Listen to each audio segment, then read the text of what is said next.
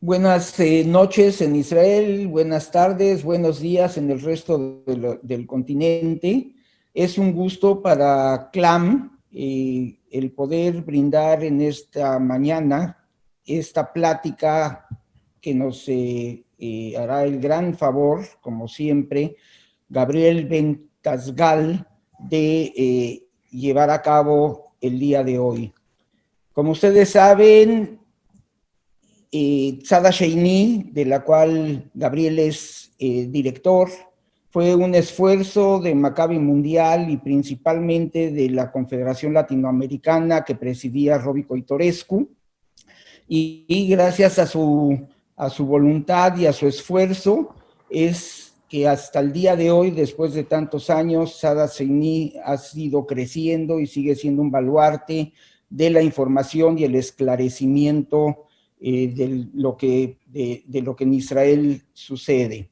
El día de hoy la plática gira alrededor de Biden. ¿Es bueno para el nuevo Oriente que nos dejó Trump? Gabriel Bentasgal, analista internacional y director de Tzada Sheini, nos hará la presentación. Las preguntas les sugerimos a todos, las tendrán que hacer y les pedimos lo hagan a través del chat, todos estaremos muteados, y sobre todo y ante todo un agradecimiento a Anabela por la coordinación de este evento a través del Departamento Latinoamericano de Maccabi Mundial, y principalmente a Gabriel, que ante todo es un gran amigo nuestro y siempre con la voluntad y el cariño de transmitirnos sus conocimientos y sus puntos de vista. Extraordinario analista, conocido por todos nosotros, y pues estamos viviendo un momento muy interesante en la política y en el mundo en general, y no quiero tomarles más el tiempo. Gabriel, bienvenido, y estamos enteramente a tu disposición. Bueno, ante todo, muchas gracias y un placer ver a tantos amigos juntos de tantos lugares diferentes del mundo. Y vamos a hacer lo siguiente. Yo voy a más o menos a exponer en una media hora distintos temas que tienen que ver con la realidad de Israel y con la presencia del nuevo presidente Biden. ¿De qué forma nos puede afectar? Y yo creo que ayer nos dimos cuenta ya de qué forma directa nos puede afectar. Porque anteayer, nos comunican que la Corte Penal Internacional se plantea si tiene autoridad para poder juzgar lo que ocurre en territorios palestinos. Quiero dejar bien claro, la Corte Penal Internacional es la corte que trabaja sobre crímenes de guerra o de lesa humanidad hechos por personas. Cuando hay una disputa entre países, como hasta hace poco tiempo hubo entre Chile y Bolivia, por ejemplo, no es la Corte Penal Internacional la que interviene, sino es la Corte Internacional de Justicia. Ahora bien, la Corte Penal Internacional recibe un pedido de la autoridad palestina y también motivada por la propia fiscal que entró al cargo, se llama Fatou Bensouda. Esta mujer de Gambia, que fue ministra de Justicia de un dictador que violaba los derechos humanos, está obsesionada por el hecho de poder hacer algo con una corte que no tiene dientes y no solamente juzgar a dictadores africanos.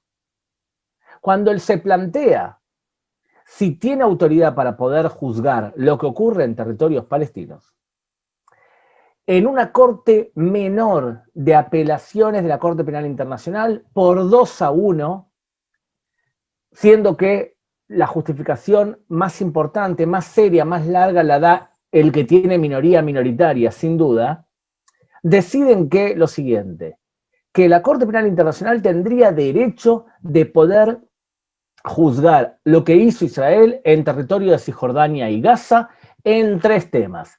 El primer tema, ataques desproporcionados israelíes durante el margen protector. Lo segundo es soldados israelíes que dispararon contra manifestantes en el 2018, si se acuerdan. Y lo tercero es todas las colonias judías colocadas más allá de la línea verde. Digo esto, el caso este, porque antes Donald Trump había impuesto sanciones a Fatou Bensouda y también a la Corte Penal Internacional, porque la fiscal había pedido investigar el comportamiento de soldados norteamericanos en Afganistán y también de Gran Bretaña en Irak.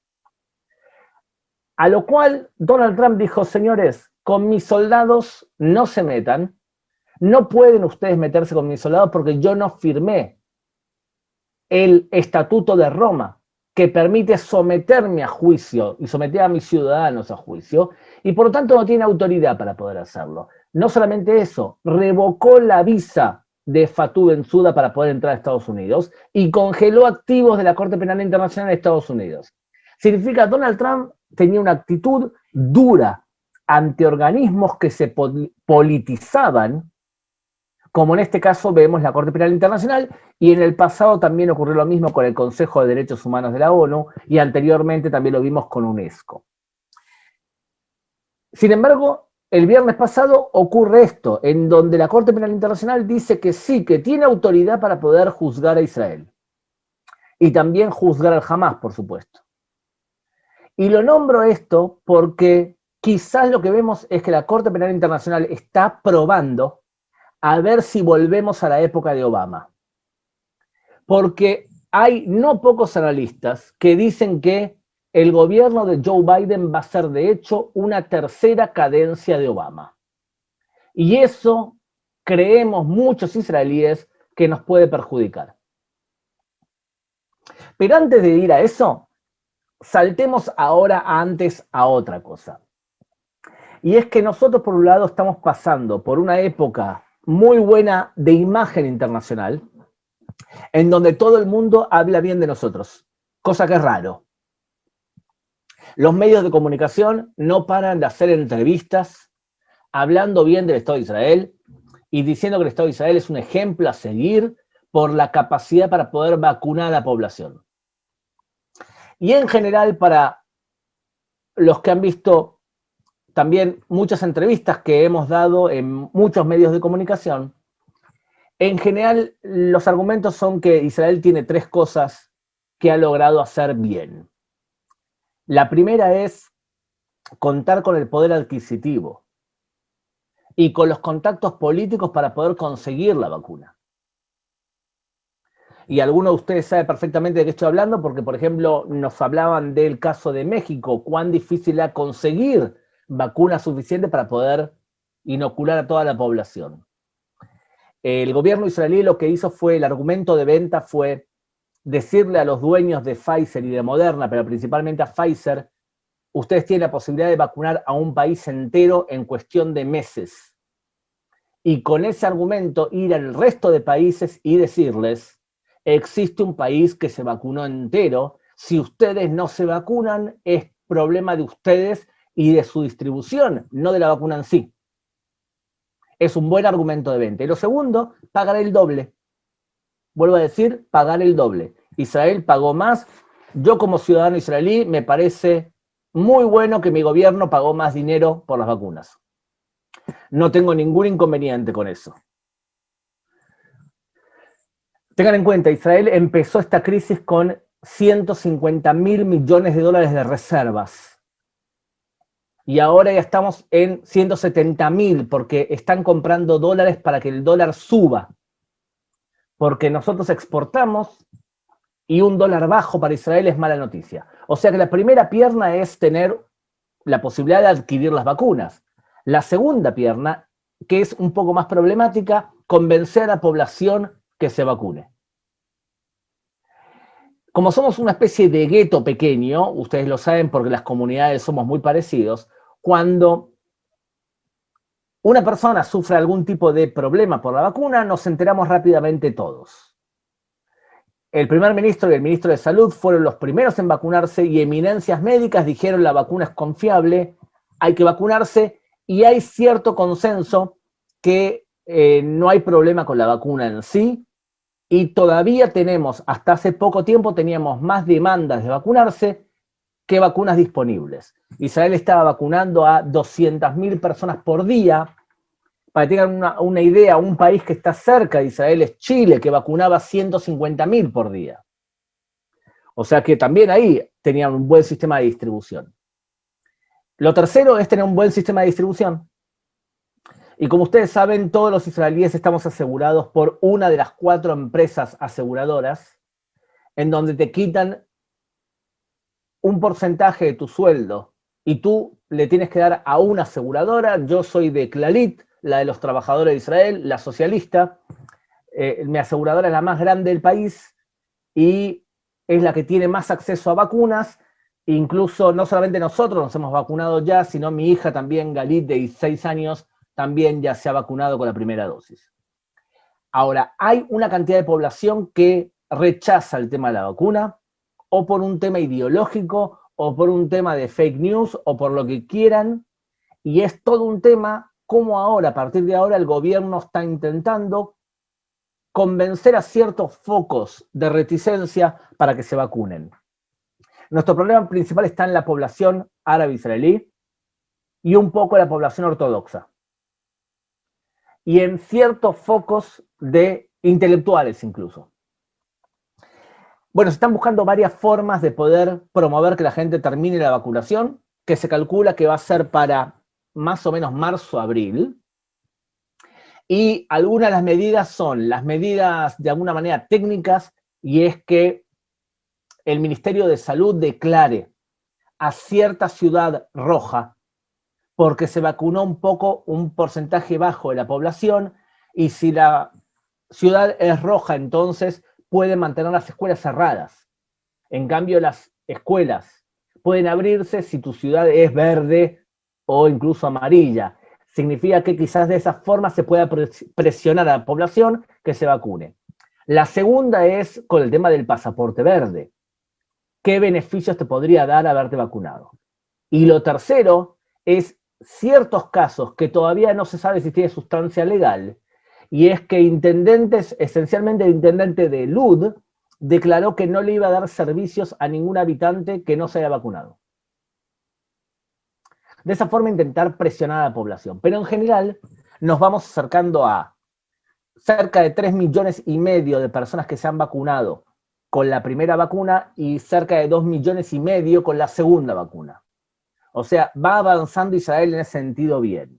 La contracara de esto, los niveles de contagio empiezan a bajar ahora, pero durante muchos días estuvimos a 9.000 personas por día. Es muchísimo. Por lo visto por la mutación británica. Y también por lo visto porque los israelíes no respetamos las normas. Lo voy a decir de manera moderada. No somos el mejor ejemplo de respeto a las normas. Yo tengo una teoría que la voy a compartir, y es que nosotros tenemos por lo menos 1.000 años de entrenamiento de violar las leyes. Cuando en un gueto, en la Edad Media, en Europa, nos prohibían salir del gueto y nos prohibían trabajar, siempre buscábamos la forma de poder saltearnos la ley. Tenemos mucho entrenamiento. Y es por eso que lo que voy a explicar ahora, que me pasó, por ejemplo, en El Salvador, es algo muy israelí. Lo cuento rápido. Había 2 filas de personas que llegaban al aeropuerto. Una fila para extranjeros y una fila para salvadoreños. La fila de extranjeros era larguísima. La de salvadoreños se acabó rapidísimo. Cuando vi que no avanzaba la nuestra, me bajé por abajo de la cuerda y me metí en la de salvadoreño. ¿Qué iba a pasar? Lo peor que me iba a pasar era que me manden de vuelta. Me firmaron el pasaporte y avancé sin ningún problema. Eso acabo de decir ahora, creo yo que es la chutzpah israelí clásica. Ahora, imagínense que se prohíben ciertas cosas que tienen que ver con la movilidad, con reunirse con grupos, y no siempre nosotros la cumplimos. O sea que teníamos un índice alto de contagio. Los casos graves de mayores de 60 años iba en bajada, y eso es la buena noticia, porque por lo visto, según incluso los estudios serológicos, nuestros niveles de anticuerpos suben mucho 10 días después de la segunda dosis, y eso se traduce en menos personas mayores de 60 años en peligro. O sea que por lo visto la vacuna funciona. Y eso es una muy buena noticia, y el problema es que ¿por qué no baja el contagio? Y la cantidad de 1000 personas graves, ¿por qué no baja más rápido? A todo esto hay que enmarcarlo en una crisis muy seria del sistema político israelí. Porque la estrategia de Netanyahu, ¿cuál es? Tengo elecciones en marzo, el 23 de marzo. La estrategia de Netanyahu es cuanto menos contagios y cuanto más liberación del mercado y de los negocios, más votos para mí. Bibi Netanyahu no ha gastado, creo que ni siquiera un shekel desde que empezó la campaña electoral.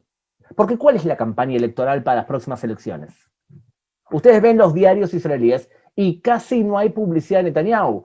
Gideon Sa'ar aparece mucho, Lieberman gastó mucho dinero en publicidad, pero díganme publicidad de Netanyahu en los medios de comunicación. Casi no hay. ¿Y por qué no hay? Porque la campaña electoral de él es muy clara.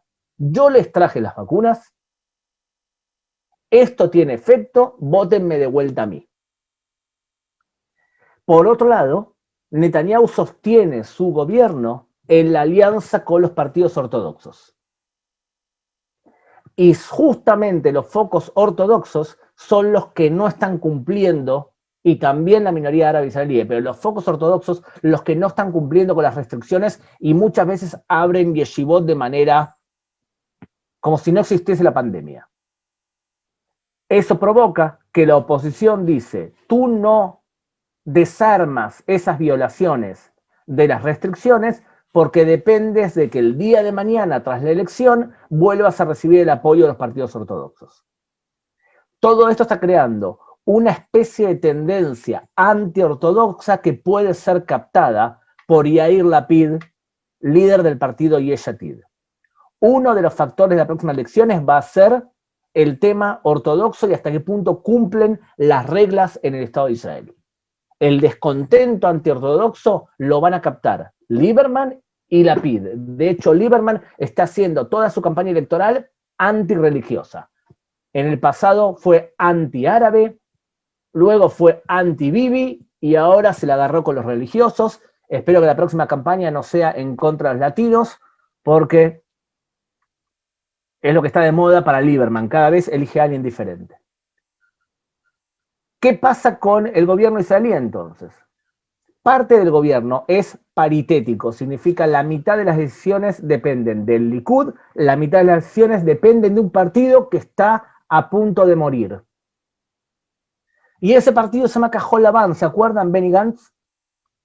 Puede ser que Benny Gantz ni siquiera pase el 3.25 del mínimo necesario para poder entrar al Parlamento.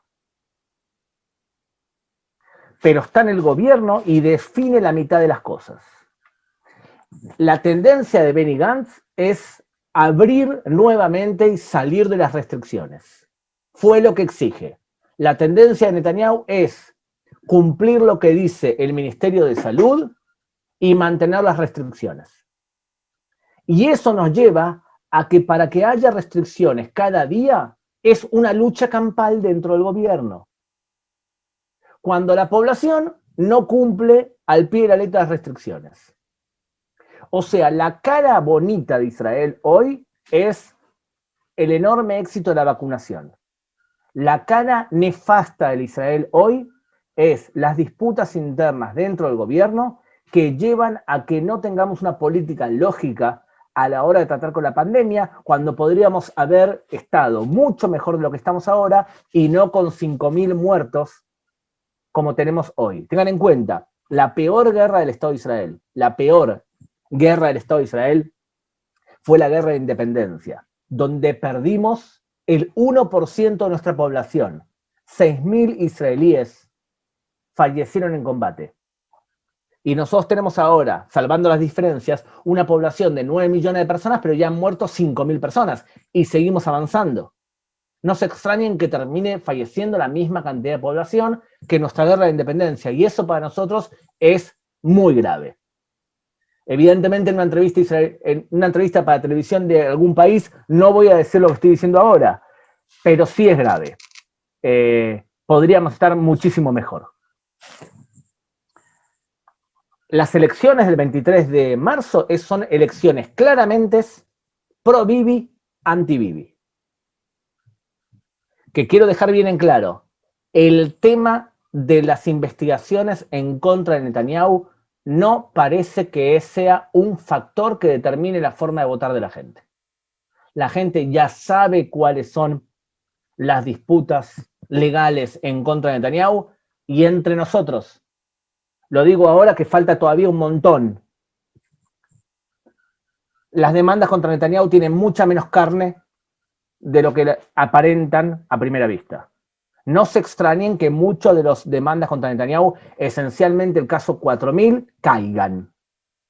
Tiene mucha menos carne de lo que la prensa israelí ha hecho. De todas formas, no creo que, si quieren después lo explico por qué, pero no creo que eso sea un tema crucial, sino que pro-Bibi, anti-Bibi, estamos los que decimos que hace mucho tiempo que está en el poder, es necesario un cambio, y podemos dividir el mapa de votación entre los que van a votar de todas formas a Netanyahu, aproximadamente entre 30 y 32 diputados hoy. Tengan en cuenta que las encuestas dicen que aproximadamente tiene 30, cuando las encuestas siempre fallan en contra de dos partidos, los ortodoxos y el Likud. Más o menos, según la encuesta de hoy, debe rondar por los 32 diputados, y la principal oposición va a ser Yair Lapid, que ya hoy tiene 17, 18 diputados. Creo que él va a captar el voto descontento en contra de los religiosos. Tenemos más o menos el Likud, más el apoyo de los partidos ortodoxos, que son 16 diputados, más el posible apoyo de Yemina, de Bennett, más el apoyo desde afuera de los partidos de extrema derecha. Bennett dice que él no va a aconsejar a Netanyahu como primer ministro. Si Bennett saca 10 diputados o menos, no le va a quedar otra que hacerlo, porque es suficientemente débil como para poder hacerlo. Yo creo que el que tiene más posibilidades de recibir el derecho de formar gobierno es Lapid, y el que tiene más posibilidades hoy de formar gobierno real es Netanyahu. Vuelvo a repetir, el que tiene más posibilidades de recibir el derecho de formar gobierno y que probablemente no lo pueda cumplir es no Netanyahu. Igual que en el pasado fue Gantz, y no logró formar gobierno. Dicho lo que acabo de decir ahora, y si quieren después desarrollo algún tema en especial, vayamos al tema central. Y el tema central es que nos acostumbramos los israelíes a tener un gobierno muy pro derecha, porque Trump fue un presidente muy pro Netanyahu y el Likud, claramente. Pero mi punto de partida no es Israel, sino mi punto de partida fue cuál fue la estrategia general de Donald Trump con respecto al Medio Oriente. Y quizás con el resto del mundo. Fue, ante todo me preocupo de los problemas internos de Estados Unidos, no me meto en conflictos extranjeros de forma permanente, sino, ustedes imagínense un portaaviones que está flotando en el Medio Oriente y cuando hay una situación especialmente grave, ataca y sale, quitando a todos los soldados norteamericanos, por ejemplo, en suelo iraquí. No hacía falta hacer algo así. Mucho contundencia en el ataque, pero no permanencia. Y el Medio Oriente, tras la primavera árabe, quedó dividido de alguna manera en 4 tipos de actores. Primer actor, muy problemático para la estabilidad del Medio Oriente, los países chiitas o aliados de los chiitas. Y estoy hablando de Irán, de Irak, que está en manos de los chiitas, de Siria, que está en manos de los chiitas, y del Líbano, que es gobernado de facto por chiitas. Hezbollah hoy gobierna el Líbano, un país económicamente quebrado, en donde Hezbollah tiene un banco propio y una red de supermercados, y empieza a dar servicios a otras religiones. Tan fuertes son los chiitas dentro del Líbano que empieza a dar servicio a los sunitas incluso. Eso es la medialuna chiita. Tenemos, por otro lado, grupos que quieren imponer la religión islámica por la fuerza. Y eso me refiero a Al-Qaeda, incluso Hezbollah, Ansar Beit al-Maqdes, Jabhat al-Nusra, Hamas, grupos que no son estados pero que quieren imponer la religión por la fuerza. Tenemos un tercer grupo que son los países que son a favor de los hermanos musulmanes, que quieren imponer la religiosa islámica, pero por pasos. Y nos referimos esencialmente a Qatar y a Turquía, que son dos países problemáticos para el Medio Oriente en general. Son dos países sunitas que instigan a la religión con una interpretación bastante radical. En el caso de Qatar tiene una televisión radical, que en árabe es especialmente radical, que es Al Jazeera, la televisión qatarí. Turquía incita mucho en varios países. En Israel intenta pagar sueldos a personas en el Monte del Templo para poder tener algún pie en ese lugar. El cuarto grupo de países son los países que están preocupados por la expansión chiita, están preocupados por la expansión radical islámica y no les gustan los países de los hermanos musulmanes. Este es el grupo de países que Israel se acercó y ha firmado acuerdos de paz. Emiratos Árabes, Bahrein, Sudán, Marruecos. ¿Y cuál fue la estrategia de Donald Trump con respecto a este Medio Oriente? Contundencia o intento de contundencia a la hora de frenar a Irán. Salgo del acuerdo nuclear con Irán, reimpongo las sanciones que habían impuesto hasta el 2015 para congelar activos y para prohibir comercio con Irán. Entre otras cosas, esto provocó que hoy en Irán 35% de la población esté por debajo de la línea de la pobreza, pero pobreza, pobreza. Y más del 40% de desocupación en Irán. Y ni hablar la cantidad de miles de personas que están muriendo por COVID, por más que el ayatollah Jamenei dijo que no va a aceptar ni comprar vacunas norteamericanas ni británicas. Y por otro lado, premiar a los países que aceptan firmar un acuerdo con Israel. A Emiratos Árabes le vende aviones F-35, con Marruecos lo que hace es reconocer Sahara Occidental, y de esta forma premia. Con Sudán la quita de los países que están apoyando el terrorismo y le borra deudas. O sea que la política de Donald Trump fue contundencia en la mediación, una política claramente anti-chiita, y eso dio sus frutos. Yo no estoy entrando si me gusta Trump o no me gusta Trump. Algunos de ustedes viven en Estados Unidos, algunos de ustedes han tenido que sufrir la verborragia de Donald Trump y su coqueteo con grupos de extrema derecha. Si usted es mexicano y se acuerda lo que dijo Donald Trump sobre el muro, no puede amar a Donald Trump. Pero en el Medio Oriente, Donald Trump es especialmente respetado. Porque de alguna manera hablaba el idioma del Medio Oriente. ¿Qué pasa con respecto a los palestinos? Donald Trump lo que dice es lo siguiente: yo confío en mis aliados y apoyo de forma definitiva a mis aliados. Considero que el conflicto palestino-israelí no es el más importante en todo el Medio Oriente y no considero que el problema es un problema territorial. Por lo tanto, considero que los palestinos y la autoridad palestina es un instigador que no acepta ningún acuerdo de paz posible y por lo tanto yo, Donald Trump, sanciono a la autoridad palestina. Recorto el apoyo a UNRWA. Recorto el apoyo a proyectos educativos palestinos. Le quito el apoyo a la autoridad palestina. Reconozco a Jerusalén como capital de Israel, reconozco que el Golán es parte de Israel y propongo un acuerdo de paz, el plan del siglo, que favorece totalmente a Israel. Eso evidentemente fue un golpe tras golpe a la autoridad palestina y un debilitamiento grande a la autoridad palestina. ¿Podemos amar o no amar a Donald Trump? Yo creo que es irrelevante. Lo cierto es que logró cosas concretas en el Medio Oriente. Acuerdos de paz se firmaron. Y un acercamiento entre sunitas moderados e Israel se logró.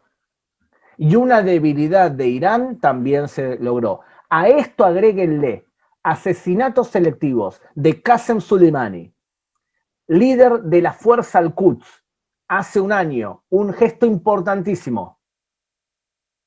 El asesinato selectivo de Fakhrizadeh, el líder de los estudios nucleares de Irán. Son todos actos. El asesinato de Baghdadi, el asesinato del líder del Qaeda, o sea, son una cantidad de acciones que son ataques contundentes y retirada. En los últimos días, la prensa israelí trata todo el tiempo con ¿por qué Joe Biden no llama a Netanyahu? ¿Es que acaso no lo quiere más? ¿Es que acaso lo está castigando por ser tan pro-Trump? ¿Es que acaso las relaciones con Estados Unidos se van al demonio justamente y esto es el símbolo que nos acercamos, nos alejamos de Estados Unidos? Yo personalmente creo que es bullshit. Creo que no podés medir lo que está pasando, el cambio, en base a la llamada o no la llamada, sino que creo que hay que medirlo de otra forma que debería preocupar a los israelíes mucho más que una llamada a otra llamada. ¿Qué ha ocurrido en las últimas semanas? Lo que ha ocurrido fue, Estados Unidos declara que ciertos premios que había dado Trump para alcanzar la paz, lo va a reanalizar. Por ejemplo, los F-35 de los Emiratos Árabes. Además anuncia que va a volver a darle dinero a la autoridad palestina. Y además anuncia que el intermediario para el tema iraní va a ser Robert Malley. Y Robert Malley es un personaje que lo conocemos bastante bien en el Medio Oriente, porque tiene una postura muy pro-iraní. Él cree que Irán busca una bomba y hay que calmar Irán metiéndola dentro del juego. Significa Israel tiene bomba nuclear, hay que lograr cierto balance. Y para eso hay que permitir de alguna manera que Irán coquetee con la opción nuclear. Y Robert Malley varias veces durante la última cadencia de Donald Trump ha dicho que su sueño o su esperanza es volver a algún tipo de acuerdo como el que firmó Obama con Irán. Tenemos también otros nombramientos problemáticos para nosotros. Por ejemplo, el director de inteligencia del Consejo de Seguridad Nacional se llama Maher Bitar. Este hombre fue o tuvo declaraciones cercanas al BDS. Y él es el encargado de colaborar con el Servicio de Inteligencia de Israel. Hasta el momento lo que ocurrió fue que Israel y los servicios de inteligencia norteamericanos colaboraron muy estrechamente durante la última cadencia.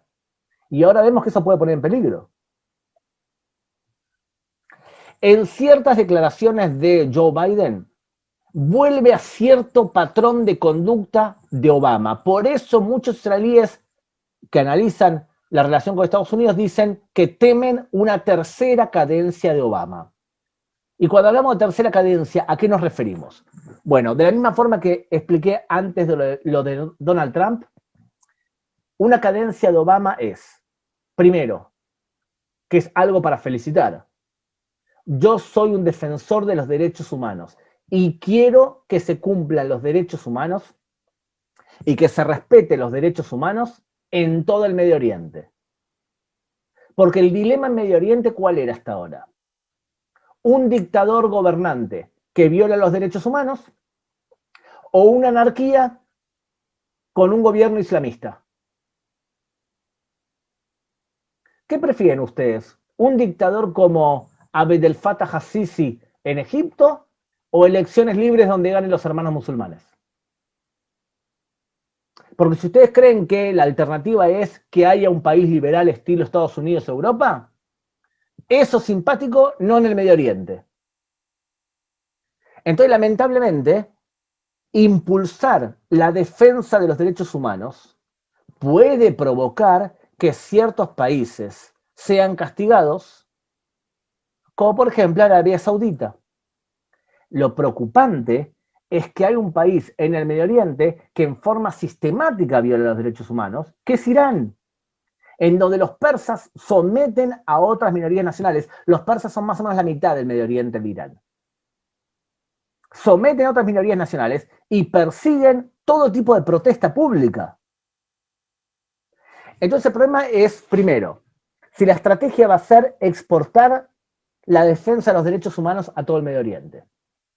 Me parece algo muy digno, pero tengan en cuenta que esa estrategia fue una de las causales de la primavera árabe. Cuando en la Universidad de El-Azhar Obama dice que él quiere democracia para todo el mundo, está sacrificando a Mubarak.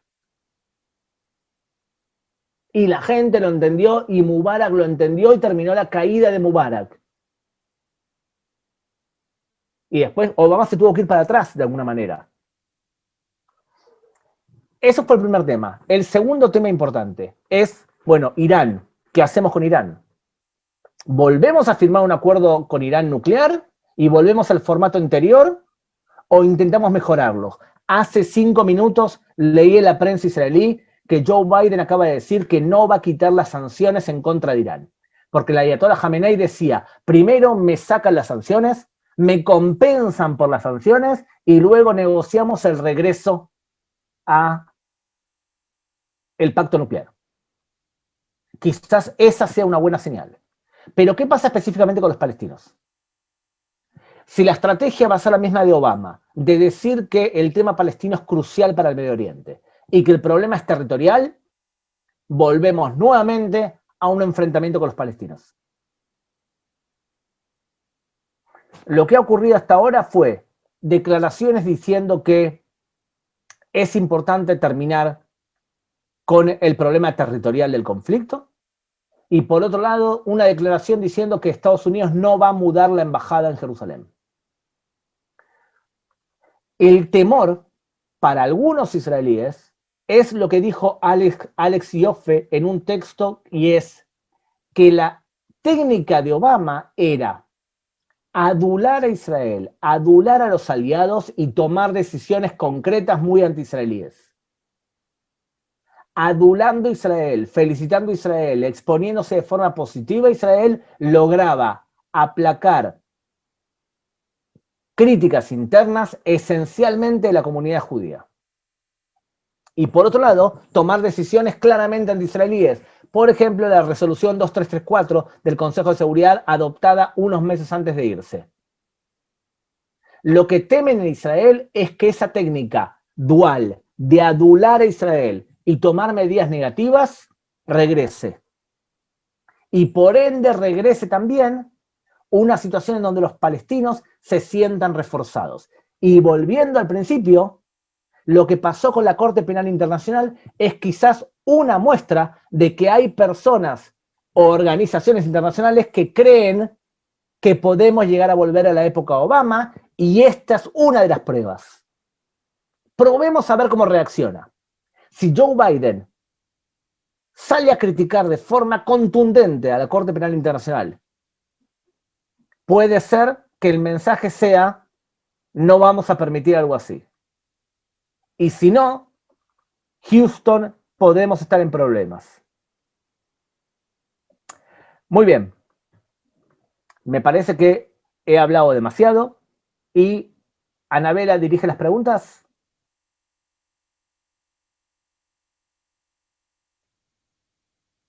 Anabela, ¿estás en mute? Sí, estoy viendo, ¿pueden haber más acuerdos en la región sin Trump? Es una de las preguntas. ¿Qué posibilidad hay de que Biden eche para atrás las normalizaciones ya establecidas?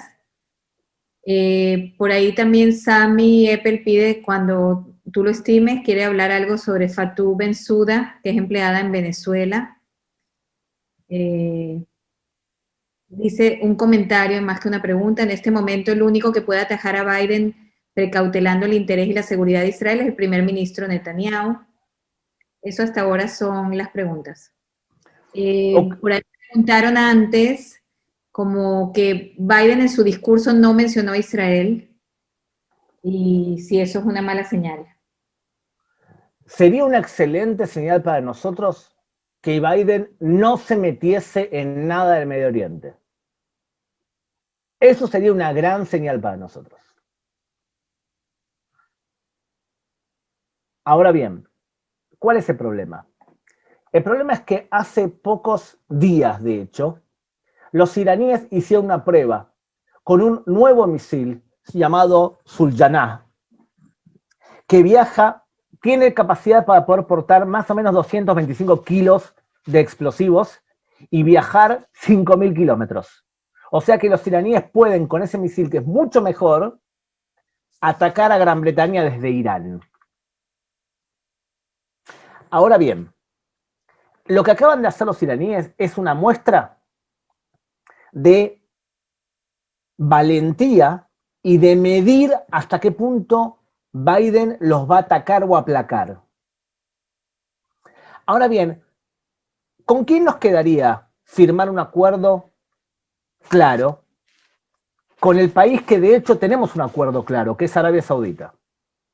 Sería el país que todos esperamos que de una vez salga del armario y pueda firmar un acuerdo con Israel.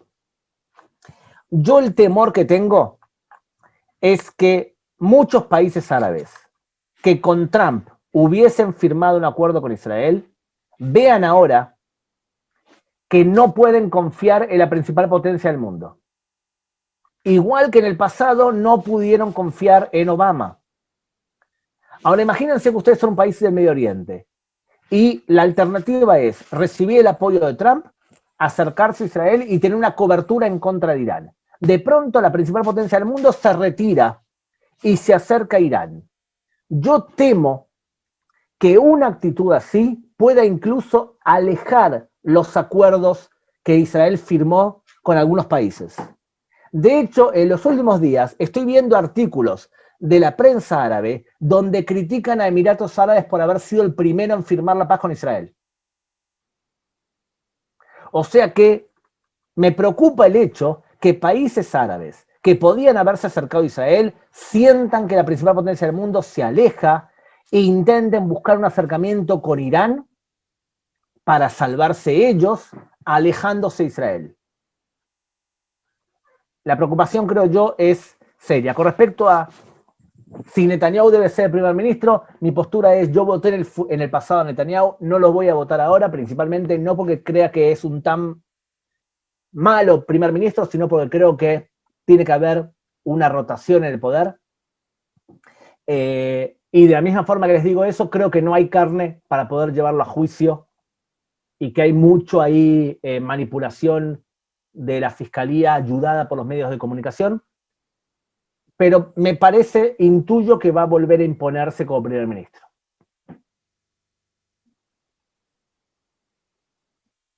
Aquí hablan sobre... ¿Sami, querías decir algo de Fatou Bensouda?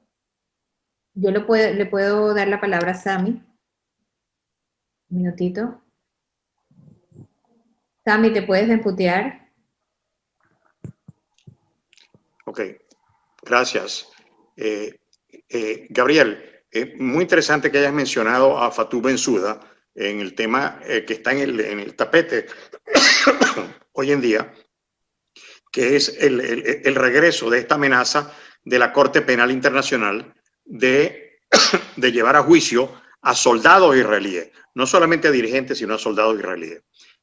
Yo lo que quería decir es que hay que estar claro, y es un detalle a lo mejor anecdótico, pero que es interesante. Fatou Bensouda es su mejor amiga. Su mejor amiga se llama Haifa Al-Aissami. Haifa Al-Aissami es, desde el año 2012, la embajadora en los Países Bajos de Venezuela. Ella es la hermana de Tarek Al-Aissami, que hoy en día es el ministro de petróleo, o sea, el que maneja el dinerito. Y Haifa al-Aizami, en el 2016, el 8 de enero del 2016, es nombrada embajadora ante la Corte Penal Internacional. Ella es la gran amiga de esta.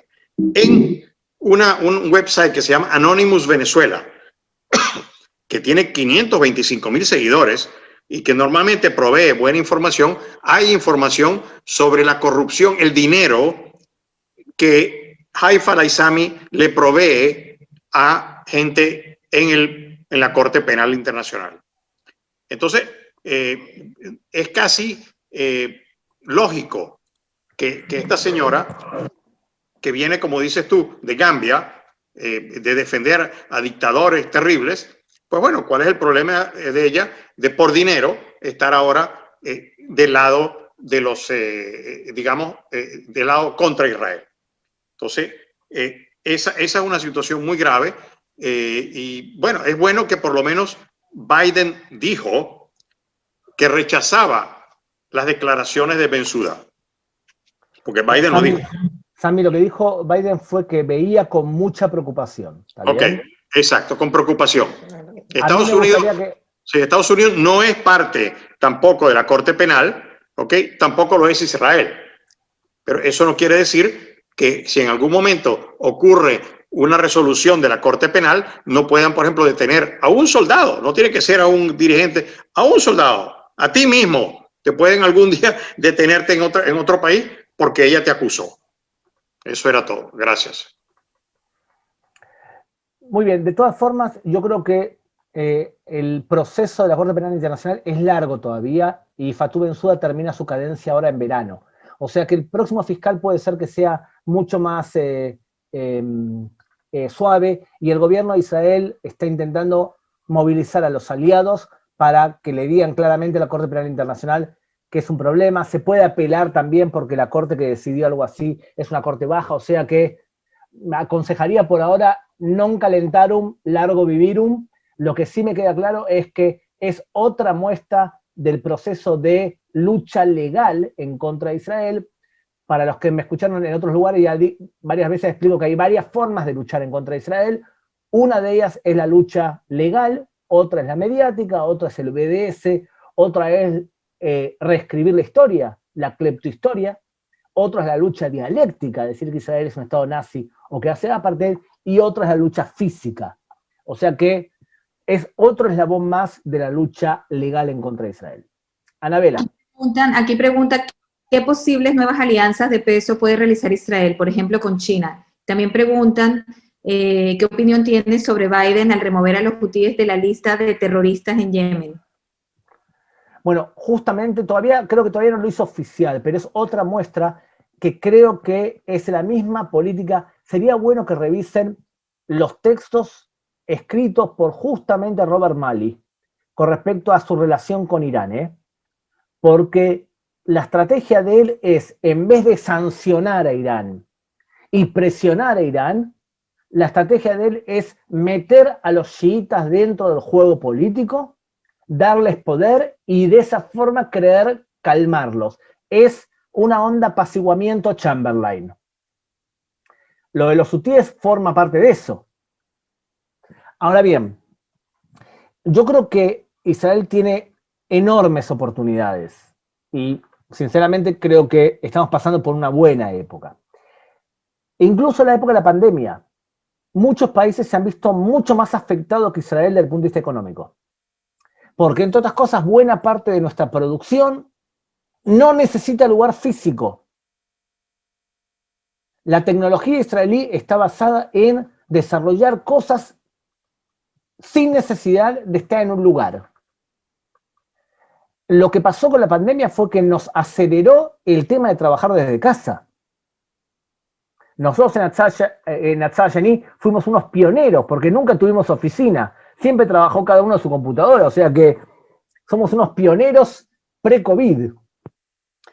Ahora, de todas formas, tenemos una ventaja con China y es que somos economías complementarias, que China tiene una relación de admiración hacia el pueblo judío y la desventaja es que China le vende muchas cosas a enemigos de Israel y que la alta tecnología israelí puede ser, digamos, off the record, robada por China. Si Israel se acerca demasiado a China, ¿quién se va a quejar y quién ha puesto incluso vetos a ciertas ventas de Israel a China? Estados Unidos. Por lo tanto, Israel tiene que ir con cautela con China y esto es lo que hace hasta ahora. Hay cosas que Israel hace, como por ejemplo firmar contratos para expandir el puerto de Ashdod y que lo hagan los chinos, y otras cosas que es mucho más cautelosa con respecto a, por ejemplo, la venta de armas o la cooperación en temas de tecnología. Aquí hay una pregunta que dice, los recientes acuerdos de paz se les atribuyen a Trump. Es de conocimiento público que Israel llevaba años en contacto con los Emiratos e incluso existía una delegación diplomática en Dubái disfrazada como una oficina. Y otra pregunta, ¿qué opinas del altísimo porcentaje versus otros gobiernos norteamericanos de judíos dentro de este primer gabinete? Voy a empezar por la segunda. A mí que haya judíos en los gobiernos no siempre es una buena noticia. El hecho de que haya judíos, principalmente judíos norteamericanos, no siempre es seguridad de nada. Uno de los principales asesores de Obama fue quien después fue intendente mayor de Chicago, incluso era israelí, y tenía una posición muy anti-Israel. O sea, a mí no me termina diciendo nada. Creo que es menos relevante. A veces le tengo más confianza a lo que pueda decir la vicepresidenta de Estados Unidos, Harris, que lo que pueda decir algún que otro judío. A veces los israelíes dicen, bueno, está lleno de judíos el gobierno norteamericano. No creo que sea seguridad absolutamente de nada. Ahora, es cierto lo que están diciendo. Y es cierto en el sentido que ya teníamos relaciones con los sunitas moderados. Pero tras la primavera árabe ocurrieron varias cosas. La primera, que los países árabes se desarmaron, fracasaron y muchos países no funcionan más. Líbano, Libia, Irak. Y eso provocó la entrada de grupos radicales islámicos y de Irán. Eso fue un tema. Segundo tema importante. El petróleo no es lo que era antes. Y por lo tanto, países petroleros tenían cierta fuerza que ya no tienen. Tercera forma importante. Está bajando Yoda de mi casa, mi gata. Acá aparece. Y ahora me va a pedir a maullidos que le abra la puerta. ¿Está bien? Así que si ven que desaparezca un segundo, fue porque le fui a abrir la puerta a la gata. Muy bien. Lo tercero que pasó también. El fracaso de los grupos radicales islámicos. En verano de 2016, ISIS había creado un imperio parecido territorialmente a lo que era Gran Bretaña, pero fracasó. O sea que hubo tres procesos problemáticos. El primero, la caída del petróleo, la segunda, la caída de ISIS, lo tercero, la destrucción de los países del Medio Oriente. Todo eso permitió que ciertos países que ya tenían relaciones tácitas con Israel se atreviesen a salir del armario. Pero se atrevieron a salir del armario cuando vino alguien y dijo también, es el momento y te premio por eso. Segundito.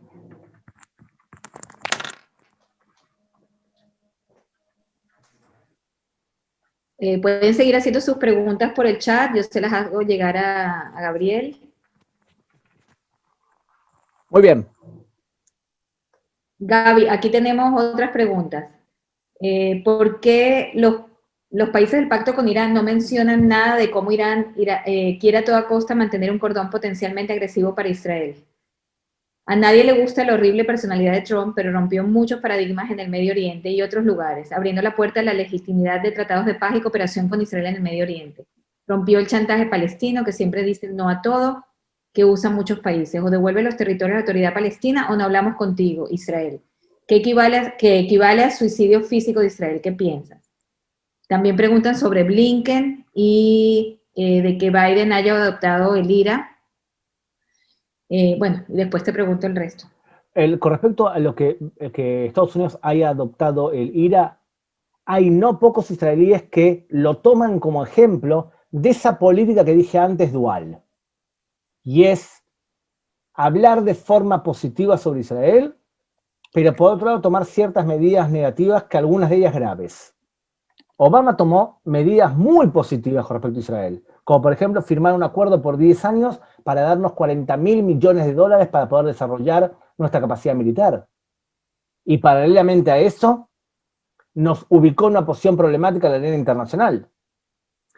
O sea que es cierta posición dual. Creo que adoptar ira puede entrar dentro de esa categoría. Y con respecto a Donald Trump, efectivamente, yo creo que para el Medio Oriente fue muy positiva la cadencia de Donald Trump. Para el Medio Oriente. No, dejemos a un lado el tema de dentro de Israel. Para el Medio Oriente se va con, como se dice en hebreo, con cabalot. ¿Saben qué? Hagamos cierto juego.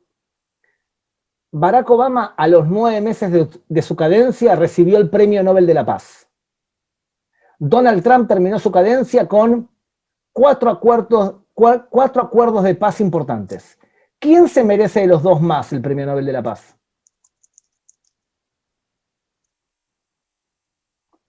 Fue una pregunta retórica, por supuesto. Ok, te sigo preguntando.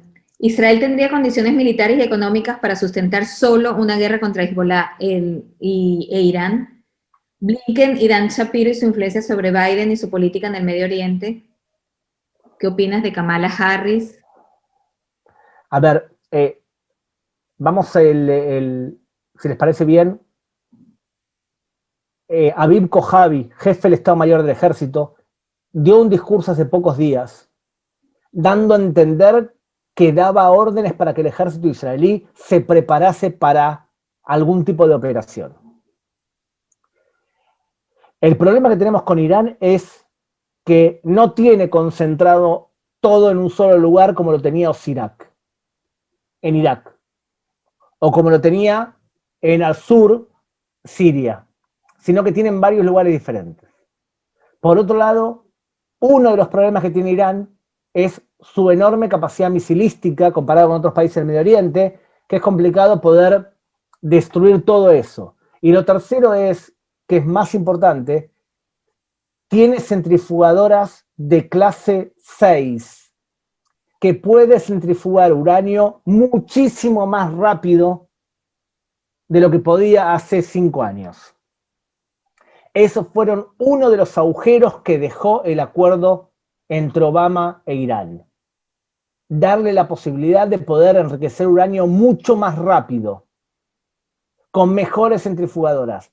Todo eso hace que es problemático si Israel puede llevar a cabo una operación y sacar de combate la capacidad militar de Irán de cuajo.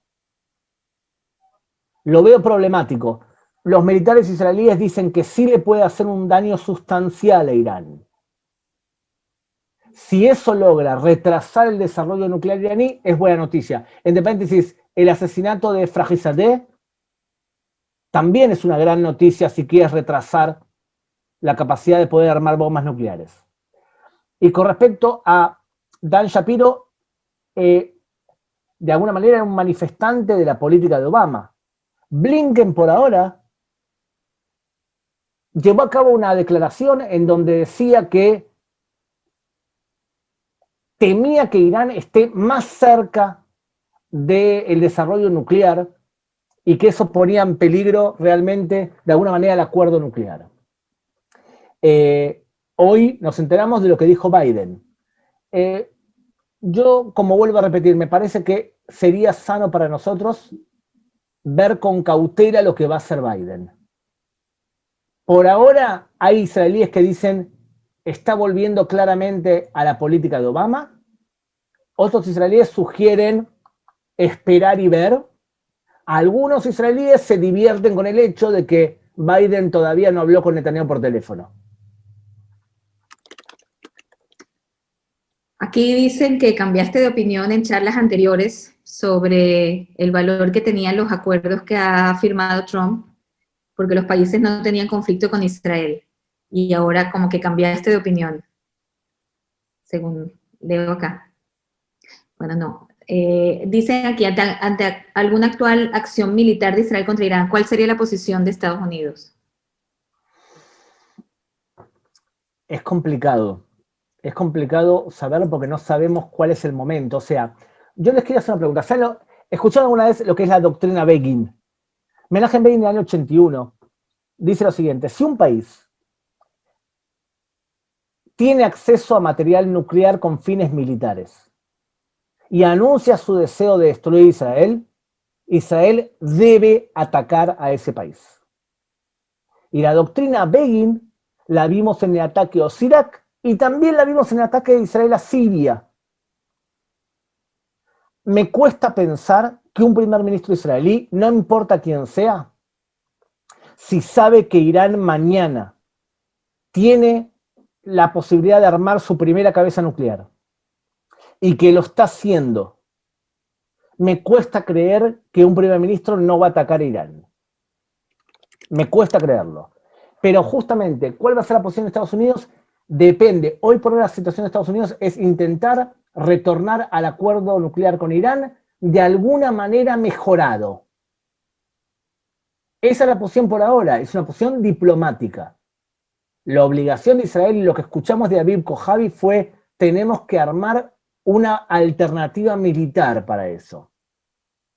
Yo estoy convencido subjetivamente que en caso de que el gobierno israelí crea que estamos en peligro real, va a atacar con el apoyo de Estados Unidos o sin el apoyo de Estados Unidos, de la misma forma que en el 81 atacó a Osirak sin el apoyo de Reagan y con el castigo de Reagan, porque durante 6 meses se congeló las negociaciones para un acuerdo estratégico. Ok, aquí preguntan, bueno, un comentario, en su opinión, ¿el gobierno de Biden será una catástrofe para Israel? Preguntan si un nuevo gobierno israelí va a cambiar en cuanto a las nuevas alianzas logradas en Oriente Medio y en el resto del mundo. Miren, yo no creo que la alternativa a Netanyahu hoy dentro de Israel es un gobierno de alguna manera de Yair Lapid y de Gideon Sa'ar juntos. Me cuesta creer que hay un cambio sustancial en la política israelí. Creo que el cambio sustancial sería más internamente, en su relación a los partidos ortodoxos y a algún tipo de búsqueda de mayor armonía dentro de los ciudadanos israelíes. Creo que ahí lo vamos a ver más si cambia el gobierno. Me cuesta creer que la relación con los países árabes no va a depender del nuevo gobierno de Israel. Creo yo que va a depender si los países árabes sunitas que se acercaban a Israel sienten que tienen que salvarse ellos. A ver, hace unos meses Irán disparó misiles en contra de centrales petroleras de Arabia Saudita y Arabia Saudita no pudo responder. Si Arabia Saudita siente que la única forma de salvarse es acercarse a Irán, lo va a hacer si siente que Estados Unidos no la puede respaldar. No se extrañen que quedemos solos frente a Irán, que los demás se vayan y quedemos nosotros a enfrentarnos solos contra Irán. Entre otras cosas, depende de qué actitud tome Estados Unidos. Cuanto más contundente, menos solos nos vamos a quedar. Me piden que te repita esta pregunta. ¿Por qué los países del pacto con Irán no mencionan nada de cómo Irán quiere a toda costa mantener un cordón potencialmente agresivo para Israel? Bueno, la verdad es que sí hablan, ¿eh? Sí, lo que pasa que, a ver, tomemos el caso de Emiratos Árabes Unidos.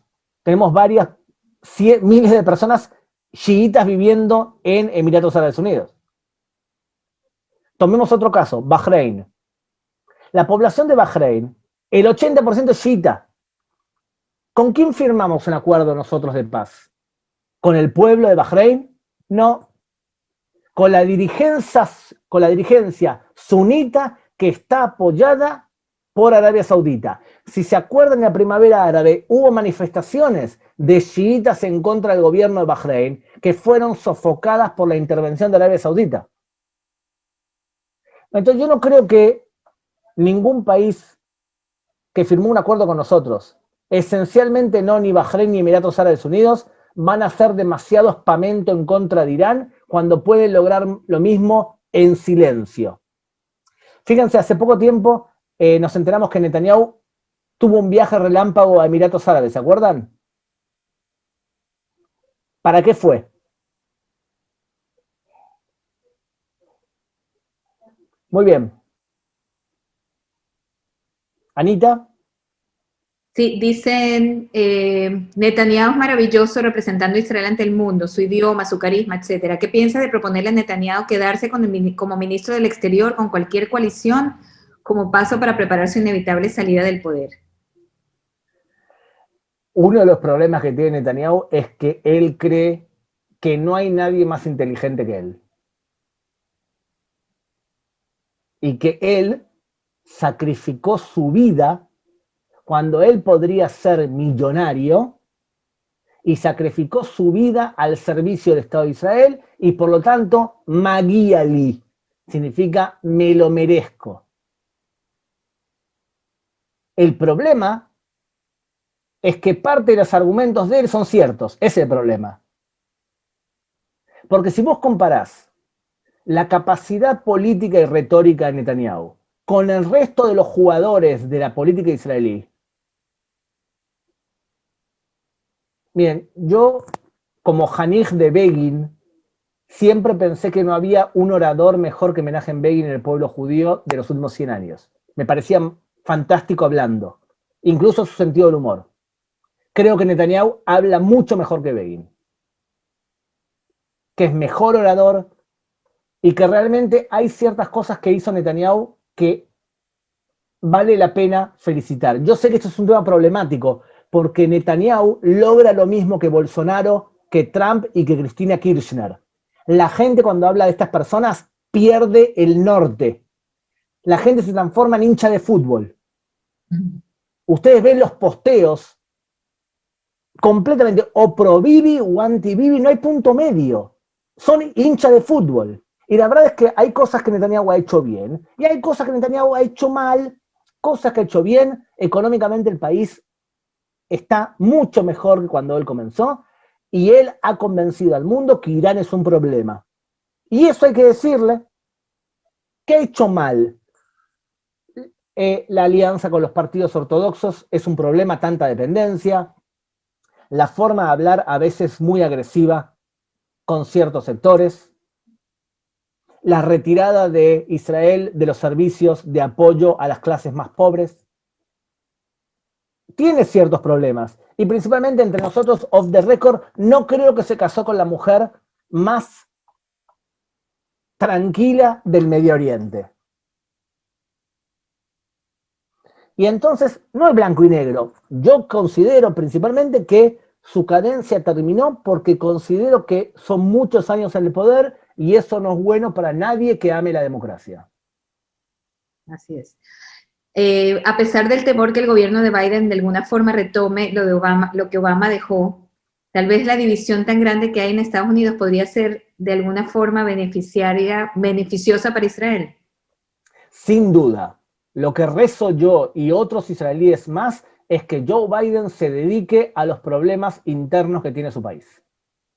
Sería una hermosa noticia para el Medio Oriente y estoy seguro que en Arabia Saudita deben pensar lo mismo y estoy seguro que en Emiratos Árabes deben pensar lo mismo y todos nos gustaría que haya menos intervención del gobierno norteamericano, porque la última vez que los demócratas intervinieron en el Medio Oriente causaron problemas. Insisten en saber tu opinión sobre Kamala Harris. A ver, yo considero que todo esto es un triángulo. En la cima del triángulo tenemos gente muy pro-israelí.